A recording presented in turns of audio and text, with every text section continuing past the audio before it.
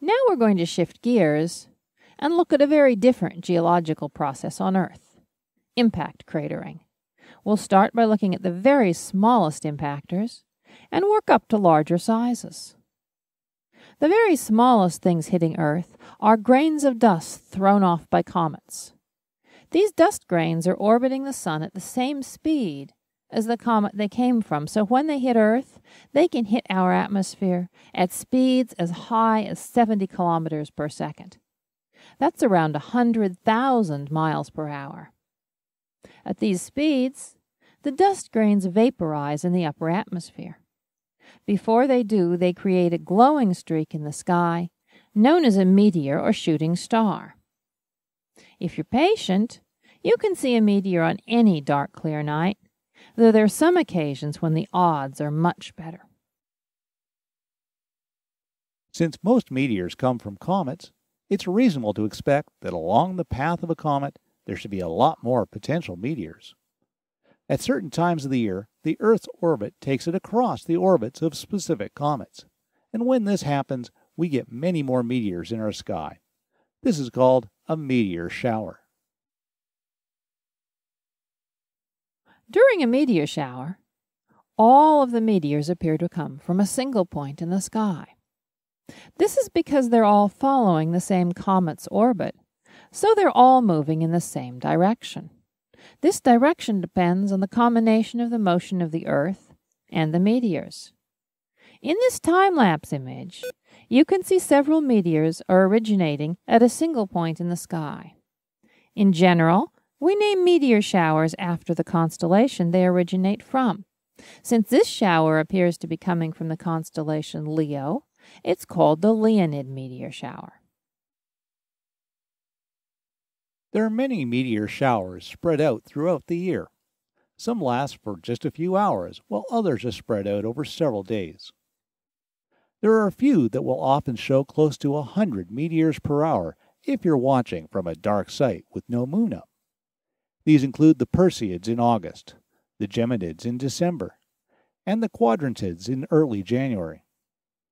The Perseids are especially popular to watch because they happen during warm weather in the northern hemisphere. There's one other important meteor shower, but it's a little different from the others. Most years, the Leonid shower in November is not that spectacular, producing barely 20 meteors per hour. However, the stream of dust that produces the Leonids is very clumpy, so occasionally the Earth passes through an especially dense clump of comet debris, and then, for a few hours, the number of meteors can shoot up to the category of a meteor storm. In 1966, observers saw thousands of meteors per hour for a short period, while in 1833, there were reports of up to 100,000 shooting stars per hour, possibly the most spectacular meteor storm on record. While dust-size impactors are mostly produced by comets, larger impacts are more often associated with asteroids. There's a population of asteroids that comes into the inner solar system. These are known as near-Earth objects, or NEOs. They are the ones that have some chance of hitting Earth. The largest NEO is about 40 kilometers across. This is much smaller than many main belt asteroids, but still large enough to do a lot of damage if it were to hit the Earth. It's estimated that there are around 2,000 NEOs with sizes larger than 1 kilometer across, like Itokawa here. The vast majority of these have well mapped out orbits, and none shows any sign of being likely to hit the Earth. However, there are closer to 1 million NEOs with a diameter of more than 30 meters. This group is much harder to find because they're so much smaller and fainter. This picture shows a couple of these tiny objects appearing as faint dots among the stars. So far, we've only found a few % of this population, and most of them are discovered when they have a close pass by the Earth. As we'll see later, even 30 meters is large enough for an impactor to have an effect on Earth. There are roughly 200 known impact craters on the Earth's surface. Because of all the active geologic processes operating on the Earth, most of these are either heavily eroded or completely buried. This map shows the locations of many of these craters. There are several things to notice here. First, older parts of the crust show more craters than younger ones. Notice how there are many more craters in the eastern half of North America than the western half. This reflects the fact that the eastern half of the continent is generally older. However, there are other causes of this distribution. Since most craters are not easy to find, regions that have a lot of geologic exploration are much more likely to show impacts. Areas like Central Asia and Africa probably have many craters that have not been discovered yet. In fact, erosion can make it hard to recognize an impact crater that isn't buried.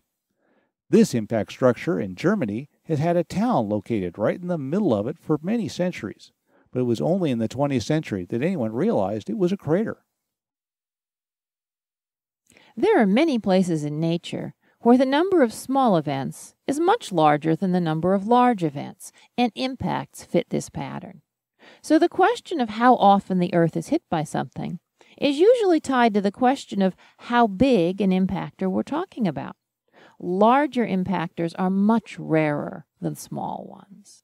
This graph shows the frequency of impacts of different sizes. The horizontal axis is the size of impactor, or similarly the energy of such an object hitting the Earth. The vertical axis shows how many near-Earth objects larger than a given size, also translated into how often, on average, they hit the Earth. The blue dotted line gives the best estimate of the impact frequency, while the red line shows the actual number of near-Earth objects discovered.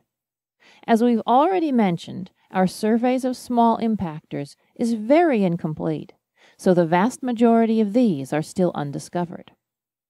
As you look at the average time between impacts, keep in mind that this is an average. Impacts happen at random, so if one happened 100 years ago, and the average time between impacts is 1,000 years, you can't say that you've got 900 years to go. All this tells you is that after dozens of impacts, the time will average out to 1,000 years between each. The next impact is just as likely tomorrow as any other day. Now let's look at impactors of various sizes and see what their effect is on the Earth. Consider a small impactor, only 10 meters across, with a mass of about 1,000,000 kilograms. These are known as bolides, and they usually don't make it through the upper atmosphere. They move fast enough, at least 11 kilometers per second, that the air doesn't have time to flow around them as they move through it. Instead, a region of very high pressure builds up in front of the bolide, while behind it there's near vacuum. Eventually, the difference in pressures causes the bolide to shatter, usually tens to 100 kilometers above the ground. This releases all of the bolide's kinetic energy at once, creating an explosion in the atmosphere. We can calculate how much energy is released from the same kinetic energy formula we used earlier. In this case, we put in 1,000,000 kilograms mass and the minimum speed of 11.2 kilometers per second. When we work through the calculation, we find that this releases over 10 to the 13th joules of energy. This is equivalent to the explosion made by 10,000 tons of TNT, or a 10 kiloton explosion. Another way to look at it is that this is similar to a small atomic bomb.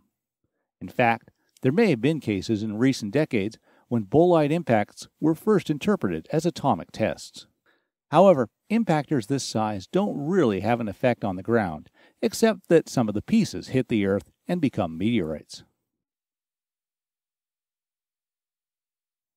If we move up to impactors that are 30 to 50 meters in size, in other words, up approaching 100 million kilograms mass, these hit the Earth on average every 1,000 years or so. This size impactor either hits the ground or breaks up close enough to the ground that the explosion has a noticeable effect.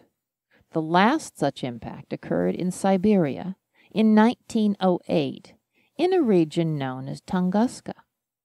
The Tunguska impactor exploded in the atmosphere with an energy comparable to a large hydrogen bomb. It didn't make a crater, but it did knock down trees over a city-sized area. Nobody was killed by this impact, although reindeer herders were blown off their feet many kilometers away.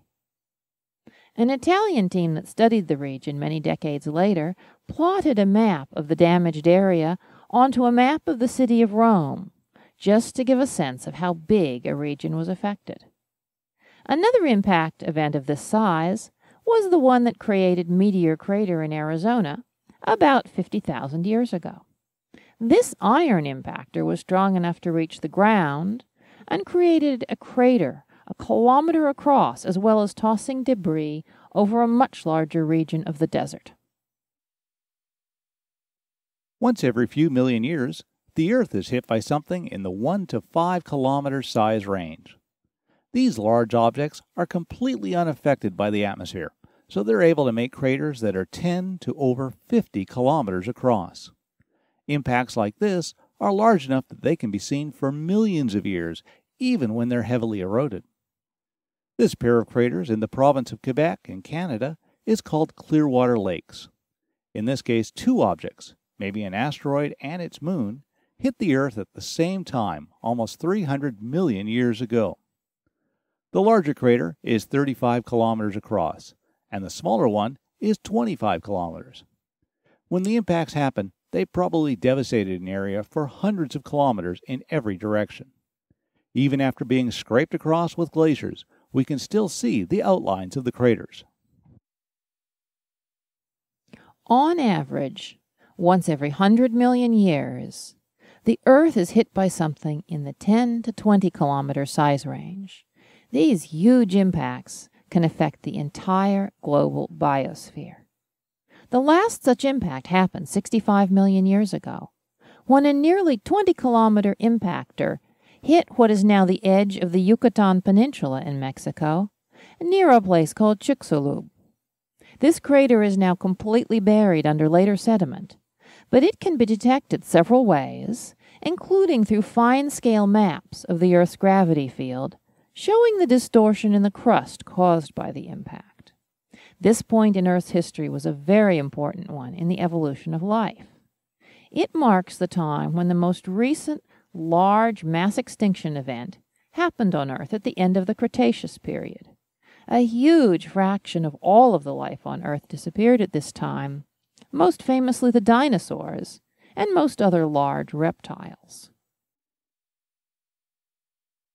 The Chicxulub impact gives us plenty of evidence of what happens when a very large impact like this occurs. A shock wave, like a huge sonic boom, would travel all the way around the Earth several times in an impact like this. In addition, if the impact is all or partially in the water, like Chicxulub was, then a huge tsunami will be produced. This map shows a simulation of the Chicxulub tsunami 4 hours after the impact, when it reached much of the coastline around the Gulf of Mexico. Evidence for this tsunami was found on the Atlantic side of Florida, where the wave appeared to wash right over the peninsula. In any large impact, there are many secondary impacts, smaller objects that are thrown up by the explosion and then return to the surface elsewhere. An impact this size can throw debris all the way around the globe, and enough meteors start falling over a large enough area that it becomes an important heat source for the Earth's surface. In fact, it probably got hot enough to start forest and brush fires over a large part of the globe, especially in places that didn't have enough cloud cover to block some of the light from all those meteors. Another global effect from an impact like this is the opposite, global cooling. All of those fires can dump a large amount of soot high enough into the atmosphere that it doesn't return very easily. We've seen similar effects on smaller scales with volcanic eruptions. This high-altitude soot can block a large part of the sun's light for up to 1,000 years, causing tremendous damage to ecosystems all over the globe. So this is what the end of the Cretaceous era looked like. In a matter of a few hours, the Earth's climate changed radically. Roughly 75% of all species on Earth were killed off as large parts of the global ecosystem collapsed over the next several centuries.